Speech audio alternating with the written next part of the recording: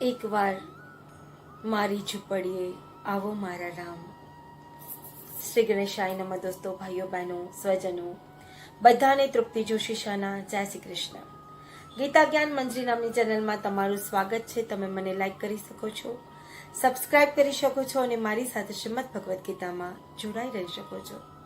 આજનો આપણો અધ્યાય છે 14મો અધ્યાય, ગુણત્રય વિભાગ યોગ. શ્રી કૃષ્ણ ભગવાન અર્જુનને કહે છે કે હે અર્જુન, બધા જ્ઞાનીઓમાં જે ઉત્તમ જ્ઞાન છે તેને જાણીને બધા જ્ઞાનીજનો, બધા મુનિઓ સંસારમાંથી મુક્ત થઈ જાય છે. એ પરમ સિદ્ધિને પામ્યા છે તે જ્ઞાન હું તને કહું છું. તું શાંતિથી સાંભળ.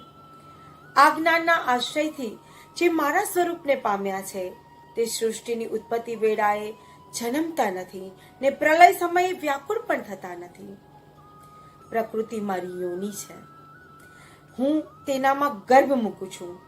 તેમાંથી સર્વ પ્રાણીની ઉત્પત્તિ થાય છે.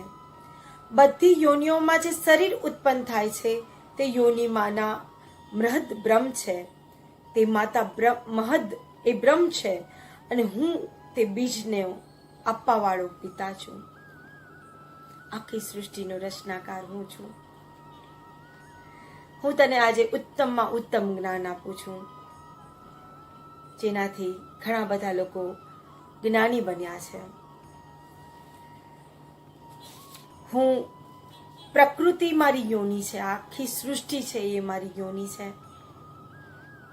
હું એમાં ગર્ભ મૂકું છું. ઉપનિષદમાં હિરણ્ય ગર્ભ વાળો શ્લોક તમે સાંભળ્યો હશે કે સૃષ્ટિની રચના એક સુવર્ણ ઈંડાની અંદર ગર્ભના રૂપમાં માનવ પ્રગટ થયો, જેને યમ કહેવાય છે. આદિ માનવ જે એકલો ભમ્યા રાખે છે, કારણ કે પશુ પંખીની ઉત્પત્તિ થયેલી છે, વૃક્ષોની ઉત્પત્તિ થયેલી છે, જંગલ બની ગયું છે, પણ મન ચિંતન વાળું એક પ્રાણીની ઉત્પત્તિની જરૂર હતી, જે ભગવાને માનવના રૂપમાં પ્રગટ કર્યું, જેને આપણે એ પહેલો આદિમાનવ જેનું નામ હતું યમ. બધા દેવતાઓ ચિંતન કરવા લાગ્યા કે ફક્ત માનવના રૂપમાં એક માણસ કેવી રીતના સૃષ્ટિને વધારશે, માનવ કુળને, માનવીઓને કેવી રીતના વધારશે. એમણે એક સ્ત્રીના અંગો ઉપાંગો જેવું યમી નામની ગર્ભ મૂક્યો અને એ સ્ત્રી ઉત્પન્ન કરી, જેનું નામ હતું યમી. યમ અને યમીના મિલનથી આખી સૃષ્ટિની રચના થઈ. તો શ્રી કૃષ્ણ ભગવાન કહે છે કે પ્રકૃતિમાં જે પ્રકૃતિ એ મારી યોની છે અને હું એમાં ગર્ભ મૂકું છું. અને જે મહદ છે એ મહદ બ્રહ્મ છે, એ માતા છે, અને બીજના રૂપમાં હું પિતા છું. મૂળ પ્રકૃતિના વિકારથી સત્વ, રજ અને તમ એમ 3 ગુણોથી ઉત્પન્ન થાય છે. સત્વગુણ નિર્મળ હોવાથી પ્રકાશક ને નિર્દોષ છે, જે જ્ઞાન વડે જીવને બાંધે છે. એ જ રીતે તમોગુણ એટલે કે તૃષ્ણા અને આસક્તિથી ઉત્પન્ન થાય છે. તેથી એ રજોગુણથી રાગરૂપ જાણ અને તે જીવને કર્મના સંગથી બાંધે છે. જે સર્વ જીવોને મોહ પમાડનાર તમોગુણ અજ્ઞાનથી ઉપજેલો છે એવું તું જાણ. તે પ્રમાદ, આળસ અને નિંદ્રા વડે જીવને બાંધે છે. તો જે સત્વગુણ છે એ જ્ઞાન વડે, રજોગુણ છે એ કર્મ વડે એટલે કે કર્મની તૃષ્ણા વડે, ઈચ્છા વડે, કર્મના ફળની ઈચ્છા રાખનાર આસક્તિ વાળો એ તમોગુણ જીવને બાંધે છે. અને આળસ, પ્રમાદ, નિંદ્રા એ બધા ગુણો તમસમાં આવે. મનુષ્યની ફળની ઈચ્છા, આસક્તિ કે તૃષ્ણા એ કર્મના સંગ વડે રજોગુણને ઉત્પન્ન કરે છે અને એ રીતે જીવને બાંધે છે, રાગરૂપ જીવને બાંધે છે. અને જે મનુષ્ય પ્રમાદ, આળસ અને નિંદ્રા વડે તમસ ઉત્પન્ન થાય છે, ક્રોધ ઉત્પન્ન થાય છે, એ તમસથી જીવને બાંધે. સત્વગુણ સુખમાં, રજોગુણ કર્મમાં અને તમોગુણ પ્રમાદમાં જોડે છે. એટલે તો આપણે કહીએ છીએ ને કે તું શાંત થા, સત્વગુણને અપનાવ. સત્યવાન માણસ. અને જે કર્મમાં લોપાય છે એ રજોગુણ, અને જે આળસ, પ્રમાદ અને તમસને ઉત્પન્ન કરે છે, ક્રોધથી હોય છે, એ છે તમસ, જે મનુષ્યને બાંધે છે. રજોગુણ તથા તમોગુણ દબાતા સત્વગુણ પ્રબળ થાય છે અને સત્વગુણ તથા તમોગુણ દબાતા રજોગુણ પ્રબળ થાય છે, ને સત્વગુણ તથા રજોગુણને દબાતા તમોગુણ પ્રબળ થાય છે. તો દરેક મનુષ્યના સ્વભાવ પ્રમાણે એના ગુણો પ્રબળ થાય છે, એવું શ્રી કૃષ્ણ ભગવાન આ અધ્યાયમાં કહે છે કે સત્વગુણ અને તમોગુણ ને ઓછા કરીએ તો રજોગુણ વાળો મનુષ્ય બને, અને રજોગુણ અને સત્વગુણને ઓછા કરીએ તો તમોગુણ વાળો મનુષ્ય બને. તો એ રીતે મનુષ્ય પોતપોતાના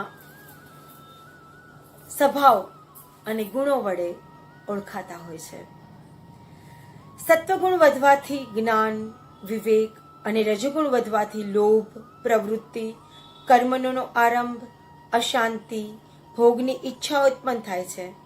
અને તમોગુણ વધવાથી અજ્ઞાન, નિષ્ક્રિયતા, પ્રમાદ અને મોહ ઉત્પન્ન થાય છે. જો આપણે સાત્વિક ભોજન લઈએ, આમાં પણ એવું કહેવાય છે કે સાત્વિક ભોજન લો કે જેથી તમારું મન સત્વગુણોથી બંધાયેલું રહે,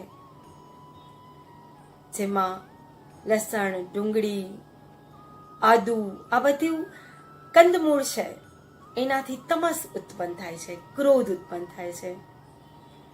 એવું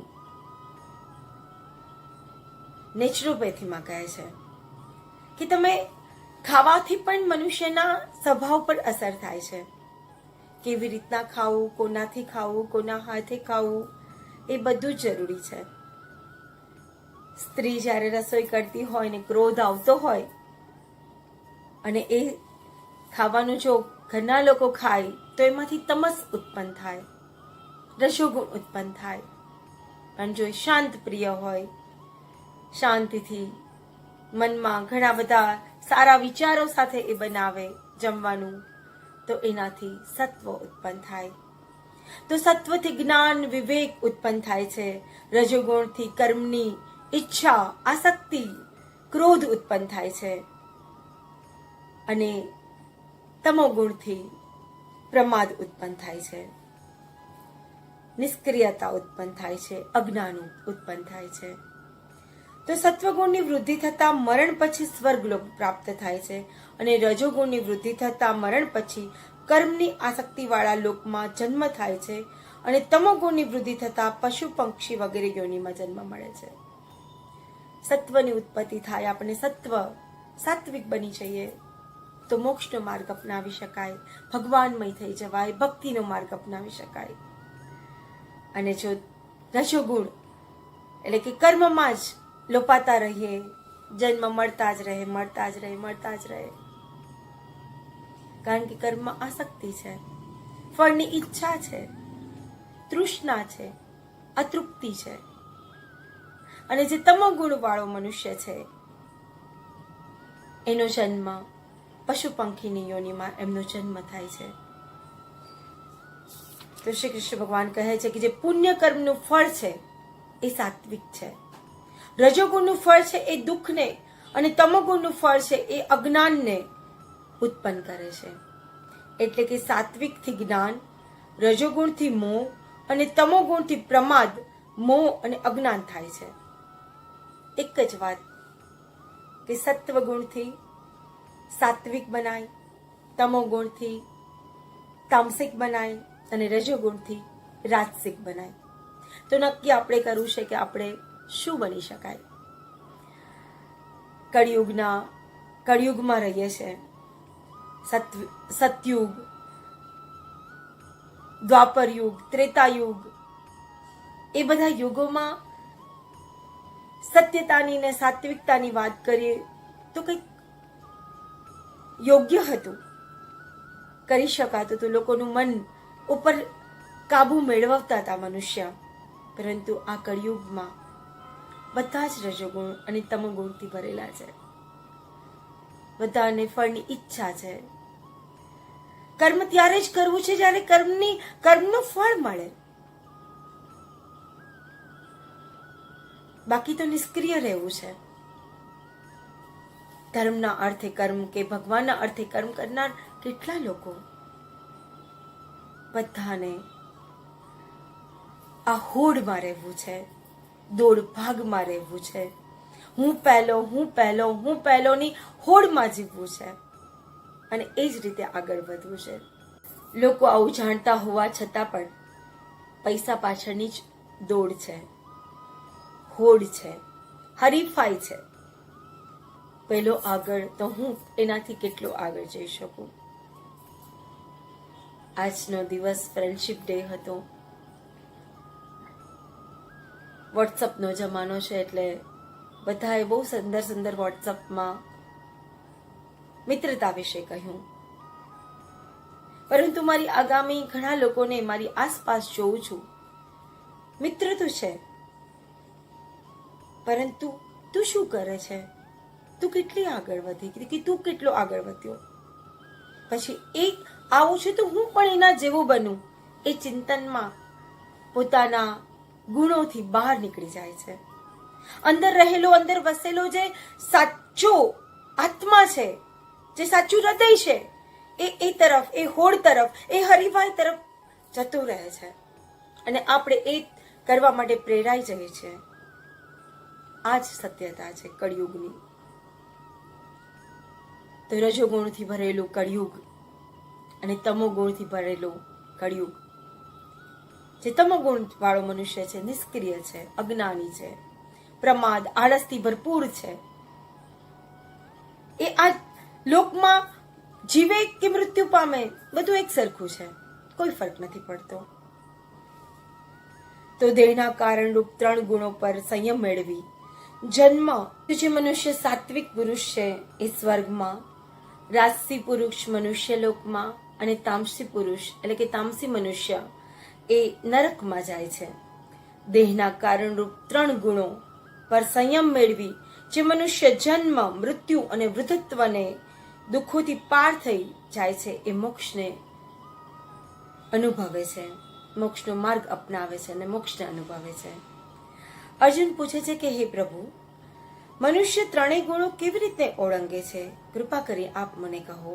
તો શ્રી કૃષ્ણ ભગવાન કહે છે કે હે અર્જુન, क्रम प्रमाणे सत्व, रजो और तमोगुण થી તત્કાર્ય પ્રકાશ પ્રવૃત્તિને મોહ હોવાથી જે દ્વેષ કરતો નથી કોઈ વસ્તુ મેળવવાથી તે ઉદાસીન રહેતો નથી કે કોઈ વસ્તુની ઈચ્છા રાખતો નથી, જેને સુખ દુઃખ સમાન છે, જે સ્વસ્થ છે, માટી પથ્થર અને સોનાને સમાન ગણે છે, જેને નિંદા સ્તુતિ માન અપમાન મિત્ર શત્રુ બધાને એક સમાન ગણે છે, જે મનુષ્યને ગુણોથી પર કહે છે, જે મનુષ્ય નિત્ય ભક્તિ યોગથી મારી સેવા કરે છે, મને ભજે છે, એ આ ગુણોથી પરે થઈ જાય છે, બધા ગુણોથી ઓળંગી જાય છે અને એ મારામય બની જાય છે, ભક્તિમય બની જાય છે. આમ બ્રહ્મનું સનાતન ધર્મનું અખંડ સુખનું સ્થાન મેં તને કહ્યું એ હું જ છું એવું તું જાણ. તો સાત્વિક મનુષ્ય આરોગ્યને સાચવીને પોતાનો ખોરાક લેતા હોય છે, કે જેનાથી એવો ખોરાક લે છે કે જે તેલવાળ, જે વધારે નથી ખારો કે નથી ખાટો કે નથી તીખો, નથી ગળ્યો, સાદો એકદમ સિમ્પલ ખોરાક, જે પેટને અનુકૂળ હોય, જે આરોગ્યને અનુકૂળ હોય, જે શરીરને સ્થિર રાખે, આનંદદાયક રાખે, એવો ખોરાક સાત્વિક મનુષ્ય લેતા હોય છે, જેનાથી સત્વ ઉત્પન્ન થાય. અને જે ખાટો, ખારો, ગળો, તીખો એવો ખોરાક લે, જેનાથી દુઃખ ઉત્પન્ન થાય, રજોગુણ ઉત્પન્ન થાય, વારે વારે ભૂખ લાગે, કામ કરતી વખતે કંઈક ખાવાનું મન થાય વારે વારે, એનાથી રજોગુણ ઉત્પન્ન થાય, એ મનુષ્ય રાજસિક મનુષ્ય કહેવાય. અને જે મનુષ્ય તામસિક છે, એ એવો ખોરાક પસંદ કરે કે જે વાસી હોય, જે ઠંડો હોય, દુર્ગંધવાળો હોય, નીરસ હોય, એવો અપવિત્ર ખોરાક તામસી મનુષ્ય પસંદ કરે. તો આપણે હવે નક્કી કરવાનું છે કે આપણે કેવો ખોરાક ખાવો જોઈએ, જેથી આપણા આરોગ્યને સારું બનાવી શકીએ, તંદુરસ્ત રહી શકીએ. આપણું શરીર તંદુરસ્ત રહે તો જ આપણે સારા સારા વિચાર કરી શકીએ. ઇતિ શ્રી દેવાખંડે બ્રહ્મ વિદ્યાયામ યોગ શાસ્ત્રે શ્રી કૃષ્ણ અર્જુન સંવાદે 14મો અધ્યાય સમાપ્ત. શ્રી કૃષ્ણ કનૈયા લાલ કી જય.